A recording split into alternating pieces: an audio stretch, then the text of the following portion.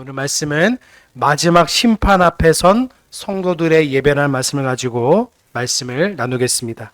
우리 지난주는 참된 교회는 무엇을 기다리는가에 대한 말씀을 통해서 참된 교회는 짐승의 인을 받지 않고 사람을 경비하지 않는 참된 교회는 예수 그리스도의 다시 오심을 기다리고 또 인내와 믿음으로 하나님의 계명과 또 예수 믿음을 지키는 자들이라고 말씀드렸습니다. 이들은 다른 것을 소망하거나 기다리거나 기대하지 않습니다. 알곡 같은 성도들은 반드시 예수님께서 오셔서 거두실 것이고, 반대로 가라지 같은 유기자들은 심판의 천사가 와서 진노의 포도즙 틀에 심판을 당하게 될 것을 말씀드렸습니다. 그래서 오늘 15장에 있는 말씀은 정확하게 이 어떤 역사를 보여주냐면, 무서운 심판의 일곱이 재앙이 일어나기 전에 성도들이 무슨 예배를 드리고 또 어떤 그 예배의 내용이 있고 또 그 뒤에 있는 심판의 모습이 어떠한지를 우리가 살펴보고자 합니다. 여러분, 우리 타이타닉호 이름 아시죠? 타이타닉호가 침몰되기 전에 어떤 한 연주자가 나옵니다. 영화에서도 실제로 일어났었던 일이고 실화라고도 합니다. 그 바이올린을 키면서 맨 했던 찬송이 뭐예요? 내 주를 가까이 함이라는 찬송을 불렀습니다.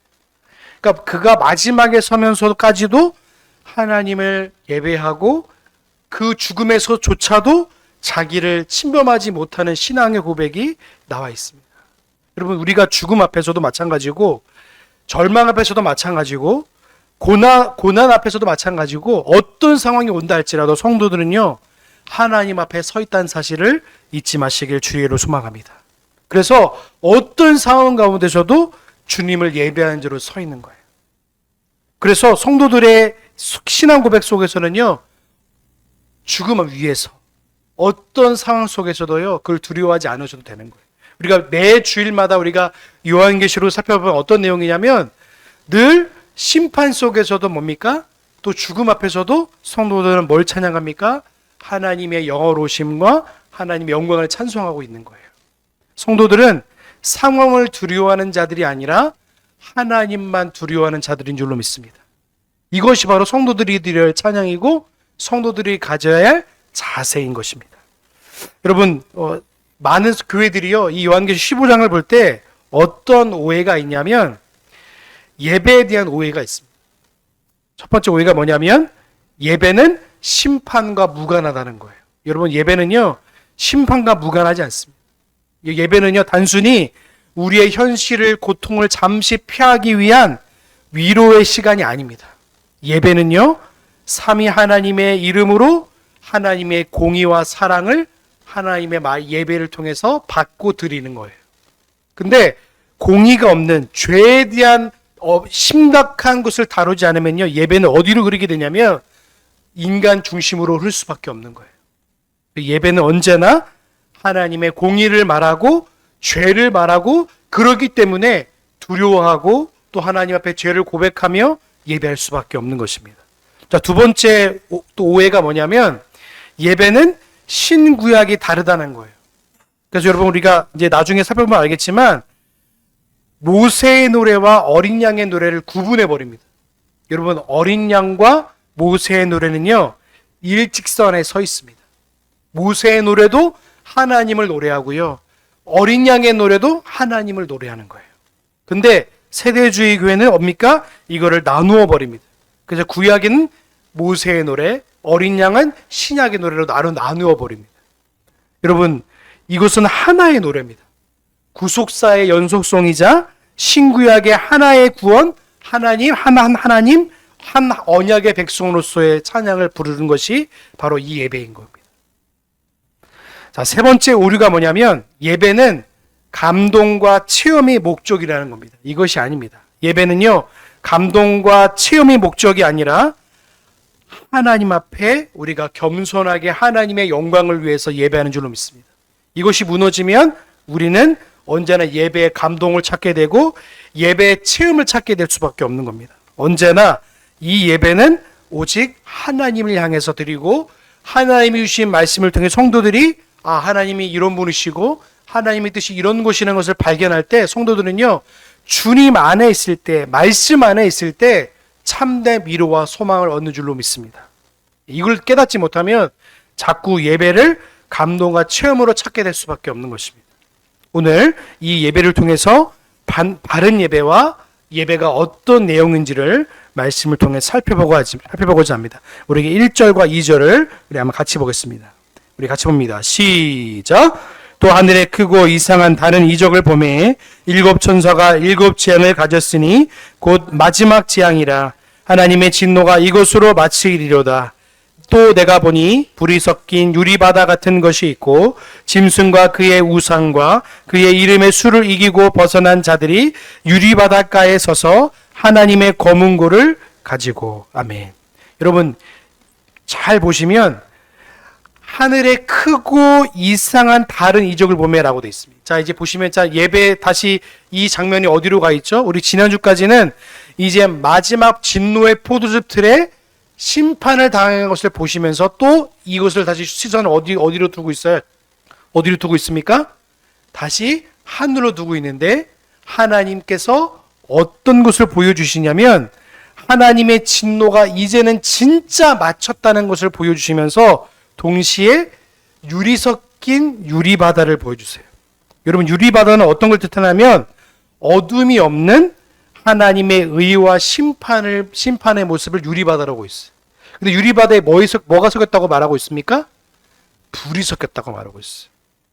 불이 섞인 건 뭐냐면 하나님의 의와 진노의 심판을 뜻하고 있는 것입니다.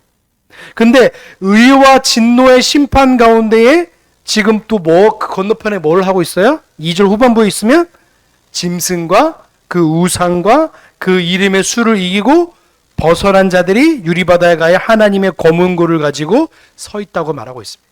여러분 이 자들은 또 어떤 자들이죠? 하나님의 택한 자인 줄로 믿습니다. 자, 우리가 또 우리 지난주 살펴봤죠? 우리 14장에 보면 14장 1절에 보시면 그 사람들에 대해서 나오는데 우리 14장 1절을 같이 보겠습니다. 1절과 2절 시작. 분이 어린 양이 시온산에 섰고 그와 함께 14만 4천이 섰는데 그 이마에 어린 양의 이름과 그 아버지의 이름을 쓴 것이 있도다. 내가 하늘에서 나는 소리를 들으니 많은 물소리와 같고 그 내송도 같은데 내게 들리는 소리는 검은 곳 타는 자들이 그 검은 곳 타는 것과 같더라. 아멘. 다시 반복되고 있습니다. 우리 1절과 2절에 나왔던 14만 4천은 시온산은 하나님이 거하는 산입니다. 하나님의 거하는 산에 어린 양과 예수 그리스도와 함께 서 있는 14만 4천 명 택함 받은 사의 성도들이 똑같이 서 있습니다. 그 장면이 2절에 나와 있는데 2절이 뭡니까? 짐승과 그 우상과 그 짐승의 수를 이긴 자들이라고 말하고 있어요. 여러분 우리는 그 666인 짐승의 수와 이 인간의 수를 극복한 하나님의 사람들의 수를 입맞은 자, 어린 양의 인을 맞은 자, 예수 그리스도께 오직 경배하는 자, 하나님의 이름을 경외하는 자들이 지금 서 있는 것입니다. 이들은 심판 앞에 서 있습니다. 성도들은 심판 앞에서도 예배하는 자인 줄로 믿습니다. 심판을 두려워하는 자들이 아니에요. 우리는 오히려 심판을 기다리는 자이고 오히려 심판을 소망하는 자예요. 왜요? 우리는 심판 가운데 있지 아니하고 하나님의 영원한 보호하심과 영원한 승리에 서 있기 때문에 그렇습니다. 여러분 이 은혜를 누리는 저와 여러분 되시길 주의 이름으로 소망합니다. 여러분 4장에 보시면 유리바다가 나오는데요. 4장의 유리바다와 15장의 유리바다를 잘 보시면 어떤 내용이냐면 4장의 유리바다는 맑고 수정이 있다고 말씀드리고 15장에는 보시면 불이 섞였다고 되어 있어요. 또 4장은 하나님의 의가 투명하게 투영되고 보시면 15장의 유리바다는 하나님의 심판의 진노의 심판에 더해진 걸 볼 수 있고 4장의 유리바다는 하나님의 보좌의 거룩함을 드러냈다면 15장의 유리바다는 최후 심판의 완전한 임박하심을 지금 보여주고 있는 것입니다. 그래서 여러분 이 유리바다를 우리 보시면 잘 알 수 있어요. 홍해와 지금 유리바다를 비유하시면 더 잘 알 수 있습니다. 여러분 홍해와 14장 15장에 보시면 출애굽기 보시면 이게 나와 있습니다. 찾아볼까요? 출애굽기 14장 1절에서 우리 9절까지 보겠습니다. 우리 같이 읽겠습니다. 시작. 여호와께서 모세에게 일러 가라사대 이스라엘 자손을 명하여 돌쳐서 바다의 벽돌 사이에 비야히롯 앞 곧 바알스롯 맞은편 바닷가에 장막을 치게 하라. 바로가 이스라엘 자손에 대하여 말하기를 그들이 그 땅에서 아득하여 광야에 갇힌 바 되었다 할지라. 내가 바로의 마음을 강팍하게 한즉 바로가 그들의 뒤를 따르리니 내가 그와 그 온 군대를 인하여 영광을 얻어 애굽 사람으로 나 여호와인 줄 알게 하리라 하심에 무리가 그대로 행하니라.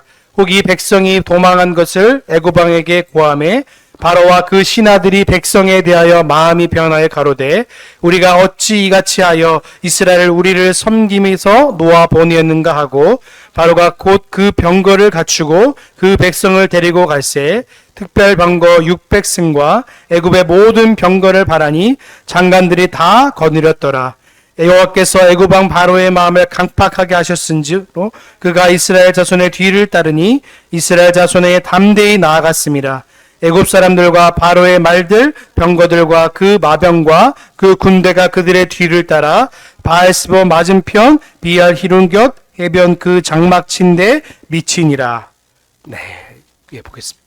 자, 보시면 홍해 보시면 이제 하나님께서 이 홍해를 건너가게 하시는데 이제는 바로의 마음을 강팍하게 하게 하시고 또 병거들을 갖추는 바로의 모습을 볼 수 있어요. 여러분, 세상은 언제나 이호구가 맞은편에 서 있습니다. 그래서 우리 그 마음을 강팍하게 한 바로가 이스라엘을 쫓아오는데 그 이스라엘을 쫓아오는 것뿐만 아니라 하나님께서 이스라엘을 보호하시는 장면으로 동시에 나와 있습니다. 유리바다는 이 불이 섞인 유리바다는 진노의 심판과 동시에 하나님을 찬송하는 모습이 이 동시에 대비되고 있는 모습을 볼 수 있는 거예요. 성도들은 바다에 이스라엘 백성, 바닷가에 이스라엘 백성들이 구원의 길을 홍해를 통해 열어놓으셨다면 요한계시록 유리바다는 뭡니까? 구원의 완성의 자리인 거예요. 또 출애굽기에 나오는 바다는 애굽에게는 멸망의 도구이지만 여기 15장에 있는 유리바다는 뭡니까? 하나님의 심판을 완전한 심판을 의미하는 겁니다. 또 출애굽기 14장에 있는 바다는 홍해를 건너가게 하시는 이스라엘이라면 유리바다는 뭡니까? 박해와 환난을 통과한 성도들의 모습을 보여주고 있는 것입니다. 또 14장에는 이 홍해바다는 건너편에는 모세의 노래를 부르지만 이제 15장에는 유리바다는 뭡니까? 어린 양의 노래를 부르고 있는 거예요. 이거 홍해와 이 유리바다는요 동시에 대비가 되지만 동시에 교훈하는 모습을 지금 보여주고 있는 것입니다. 여기서 예배하는 자들이 뭐죠? 따라해볼까요? 짐승과 그 우상과 수를 이기고 벗어난 자들입니다. 이 자들은요 하나님의 택한 백성들을 뜻하고 모든 시대를 걸쳐서 믿음을 증명한 자들, 성도들의 모든 총칭 14만 4천 명을 의미하는 것입니다. 그래서 13장에 보면 짐승의 표를 받지 않고 매매의 권리를 닥탈하였지만 끝까지 하나님의 계명과 예수 믿음을 지킨 자들인 거예요. 그리고 생존권을 희생하면서도 끝까지 적그리스도를 따라가지 않는 자들, 세속 정부와 거짓 선지자들의 그 멸망의 소리를 듣지 않고 끝까지 하나님의 소리를 듣는 자들이, 세상의 권력과 거짓 종교의 유혹에 굴하지 않는 자들이 바로 이 자들인 것입니다.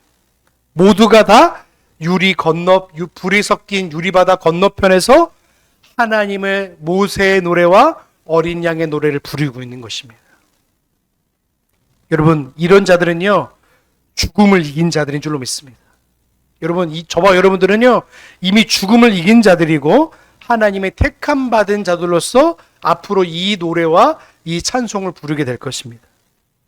그래서 예배의 도구가 뭐냐면 거문고입니다. 여러분 보시면 2절 후반부에 보시면 어떤 내용이냐면 거문고를 가지고 나오겠습니다. 거문고. 여러분 거문고는 뭘 뜻하고 있냐면 하나님이 주신 악기이자 하나님의 영광을 드러내는 악기입니다.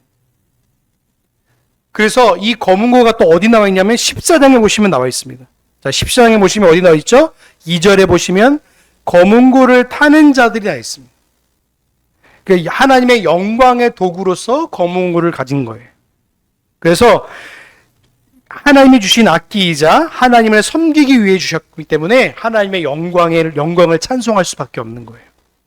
그래서 그들이 노래할 수 있는 것은 그들이 자신이 다 대단한 것이 아니라 하나님이 악기를 주셨고 하나님의 영광의 노래를 가르치기 위해서 이 검은고를 주신 것이에요.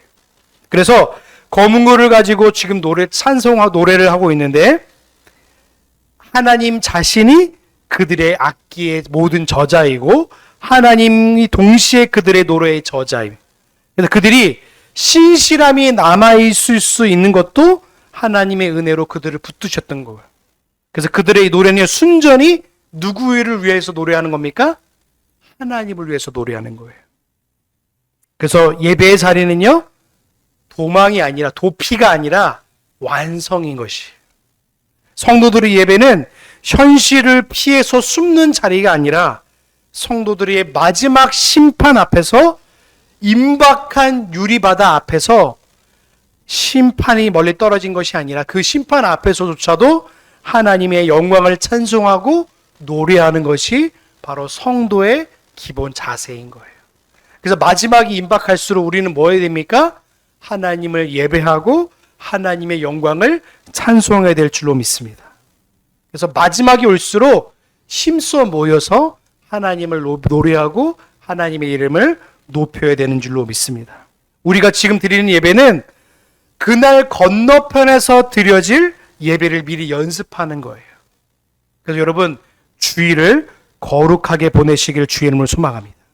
그래서 여러분 주일을 잘 보내시려면요, 이날을 거룩한 날로 보내셔야 돼요. 그래서 이날을 내가 다른 세상과 이날을 걸쳐서 세상 한쪽 발두고 내가 교회 한쪽 발두고 하는 것이 아니라 온종일 하나님을 예배하는 날로 보내셔야 되는 거예요. 그러지 않으면 자꾸 세상 발 한쪽, 교회 발 한쪽 이렇게 살아갈 수밖에 없는 거예요. 여러분 이날을 온종일 거룩하게 보내시길 주님의 이름으로 소망합니다. 거룩한 그 연습을 하는 거예요. 내가 그날 마지막 날 하나님 앞에 설 때 내가 주일을 반쪽짜리 주일로 지키지 않았습니다. 하나님 앞에 내가 거룩하게 온종일 하나님 앞에 예배하는 자로 서 있었습니다라고 당당히 고백하셔야 되는 거예요. 자, 우리가 3절과 4절 우리 모세와 어린 양의 노래 우리 같이 보겠습니다. 3절과 4절 우리 같이 봅니다. 시작. 모세의 노래 어린 양의 노래를 불러 가로되 주 하나님 곧 전능하신 이여 하시는 일이 크고 기이하시도다. 만국의 왕이시여 주의 이름이 의롭고 참 주여 누가 주의 이름을 두려워하지 아니하며 영어롭게 하지 아니하리까. 오직 주만 거룩하시니이다. 주의 의로우신 일이 나타났음에 만국이 와서 주께 경배하리이다 하더라. 아멘. 여러분 이 노래는요 하나의 노래입니다. 아까도 말씀드린 것처럼 모세의 노래는 과거의 노래가 아니라 지금도 우리가 예전에 있던 하나님의 이름을 찬송했던 것처럼 지금도 그 이름을 찬송하는 거예요. 자, 우리 말씀 한번 찾아볼까요? 출애굽기 15장 1절에서 3절입니다. 우리 같이 보겠습니다. 시작. 이때 모세와 이스라엘 자손이 이 노래로 여호와께 노래하니 일렀으되 내가 여호와를 찬송하리니 그는 높고 영화로우시며 말과 탄 자들을 가다에 던지시었음이로다. 여호와는 나의 힘이시요 노래시며 나의 구원이시리로다. 그는 나의 하나님이시니 내가 그를 찬송할 것이요 내 아비의 하나님이시니 내가 그를 높이리로다. 여호와는 용사시니 여호와는 그의 이름이시리로다. 아멘. 그래서 모세의 노래가 어디까지 있냐면 출애굽기 18절까지 있습니다. 그 뒤에 또 미리암의 노래가 나오고 또 하나님을 찬송하는 노래가 나옵니다. 여러분 모세의 노래와 어린 양의 노래는요 뭘 높이는지를 보시면 알아요. 출애굽기 15장 1절부터 18절은 누구를 노래하고 있죠? 홍해에서부터 우리를 구원하신 하나님, 우리를 구원하신 예수 그리스도, 우리가 하나님의 구원하심을 찬양하고 노래하는 거 왜 노래합니까? 그분이 어떠함을 알기 때문에 찬송하는 것이고 그분이 예배를 받으시기에 합당하시기 때문에 그분을 노래하고 찬송하는 거예요. 그래서 시편의 가사들을 잘 보시면 어떤 노래가 나옵니까? 하나님에 대한 찬송이 나와요. 우리를 구원하신 하나님, 우리의 힘이신 하나님, 우리의 영원한 반석 되신 하나님, 우리의 승리의 깃발 되신 하나님, 만왕의 왕이 되신 하나님. 그 시편의 주제는요, 하나님입니다. 그 우리가 찬송할 내용이 누구세요? 하나님이에요, 하나님. 우리를 구원하신 하나님, 우리를 영광으로 인도하신 하나님, 우리를 사망에서부터 생명으로 인도하신 하나님, 우리를 사망의 음침한 부에서부터 의의 길로 인도하신 하나님. 우리가 그 하나님을 찬송하는 것인데, 그 하나님이 오늘도 우리와 동행하시고 함께 하신 하나님이라고 말씀하시는 거예요. 여러분, 모세의 노래는 홍해를 건너가게 하시는 하나님을 찬송하는 것이고, 이 어린 양의 노래는 뭡니까? 심판의 바다를 건너가게 하신 어린 양을 찬송하게 하는 거예요. 그게 뭡니까? 모세의 노래는 홍해를 건넌 후지만 어린 양의 노래는 유리바다를 건넌 후에 찬송하는 것이고, 모세의 노래는 여호와 하나님을 찬송하는 것이고, 또 어린 양은 우리 어린 양 예수 그리스도를 말하는 것이고, 근데 이게 다 똑같은 겁니다. 또 원수가 누굽니까? 모세에서는요, 원수와 그의 군대이지만 어린 양의 노래는 짐승과 적 그리스도를 말하는 거예요. 또 찬양의 내용이 뭡니까? 하나님의 능력과 왕권과 거룩이라를 모세의 노래를 찬송했다면, 유리바다에서 뭡니까? 하나님의 능력과 왕권과 거룩하심을 찬송하고 있는 거예요. 그래서 구약에서는 이스라엘 백성에게 한정되어 있는 것으로 보이지만 그것 또한 지금 오늘날 모든 시대의 택한 자들을 말하는 겁니다. 자, 노래의 중심이 누구냐면 하나님입니다. 자, 보시면, 자, 어디 나와 있냐면, 자, 3절 후반부에 보시면, 주여 주 하나님 곧 전능하신 이여 하신 일이 크고 기이하시도다, 이렇게 말하고 있어요. 자, 하나님이 어떤 분인 걸 말하고 있어요? 하나님의 일은 모든 것이 위대하심을 말씀하고 있는 것입니다. 자, 전능하심이라는 헬라 말이 뭐냐면 판토크라토라는 말인데, 이게 무슨 말이냐면 모든 것을 다스릴 수 있는 권세를 뜻하는 거예요. 그분이 전능하시다, 못하실 일이 없다는 뜻을 말하고 있습니다. 또 뭘 말하고 있어요? 만왕의 왕이십니다. 하나님은 모든 만왕의 왕이신 줄로 믿습니다. 그 어떤 나라도 그 위에 설 수 없는 것입니다. 하나님은 모든 왕국의 주인이세요. 교회의 주인이시자 세상 왕권의 주인이시기도 한 거예요. 그래서 하나님은 모든 걸 다스리고 계시는 걸 말씀하고 있어요. 또 주님은 어떤 분이세요? 주님의 길이 의롭다고 말씀하십니다. 하나님의 길은 의로우십니다. 그래서 그의 심판은 의롭기 때문에 정확한 것이고 타당한 것이라고 말씀하고 해요. 저 하나님은 어떤 분이세요? 하나님은 참된 분이시라고 말하죠. 참되다 말이 뭐냐요? 하나님은 진리이심을 말하는 거예요. 유일성을 말하는 겁니다. 하나님은 약속한 것을 반드시 이행하시는 진리의 하나님을 말씀하는 것이고, 또 여섯 번째로 오직 주님만 거룩하십니다 라고 말하고 있어요. 이거는 비교될 수 없는 성별을 뜻하는 거예요. 하나 비교될 수 없는 거룩하심을 뜻하는 것입니다. 또 마지막 일곱 번째로 주의 의로우심이 나타났음에, 이거는 하나님의 심판을 통해 공의가 드러났음을 볼 수 있는 것입니다. 하나님은요, 이런 분이신 거예요. 이게 어디로 연결되는지 아세요, 여러분? 오늘 웨스터민스터 신앙고백성 2장 1절과 연결됩니다. 한번 보실까요? 참 감사하게도요, 오늘 하나님에 대해서 배우는데 2장 1절에서 나와 있어요. 하나님이 어떤 분이신가에 대해 여러분 딱 누군가 설명하잖아요. 이 부분을 외워서 말씀하시면 돼요. 하나님이 이런 분이세요.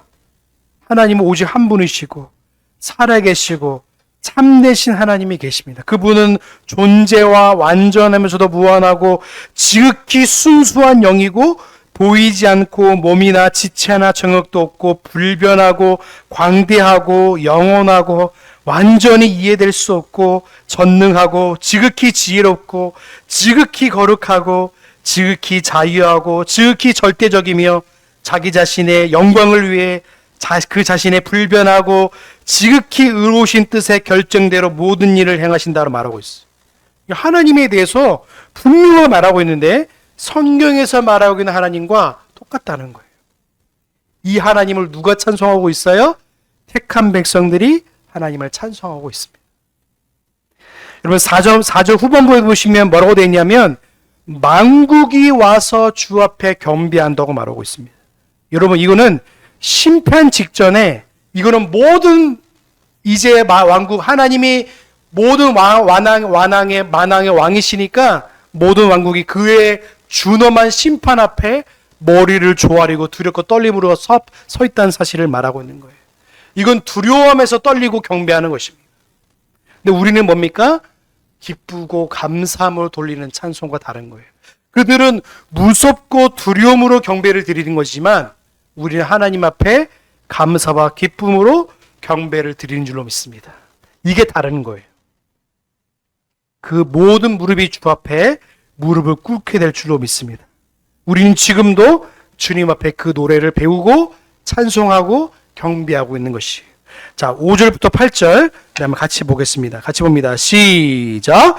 또 이후에 내가 보니 하늘의 증거 장막의 성지에는 열리며 7재앙을 가진 7천사가 성전으로부터 나와 맑고 빛난 샘파 옷을 입고 가슴에 금띠를 띠고 네 생물 중에 하나가 세세에 계신 하나님의 진노를 가득히 담은 금대접 7을 그 7천사에게 주니 그 하나님의 영광과 능력을 인하여 성전에 연기가 차게 되매 7천사의 7재앙이 마치기까지는 성전에 능히 들어갈 자가 없더라. 이렇게 말하고 있어요.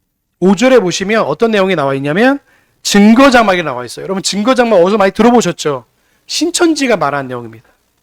신천지는 이걸 증거장막이라 열리면서 이걸 결국에 누굴 뜻하냐면 이만희를 뜻한다고 말해요. 증거장막. 근데 이 증거장막이 뭐냐면 하나님의 언약이 완전히 성취됨을 지금 말씀하고 있는 거예요.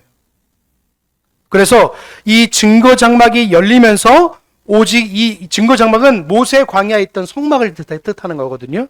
그래서 이 언약이 하나님께서 아브라함으로부터 이삭으로부터 야곱으로부터 이스라엘에 맺은 언약으로부터 또 어린 양의 피조매로 맺어진 새 언약까지 마지막의 단계에서 이 언약이 최종적으로 이루어졌음을 보여주시는 장면인 거예요.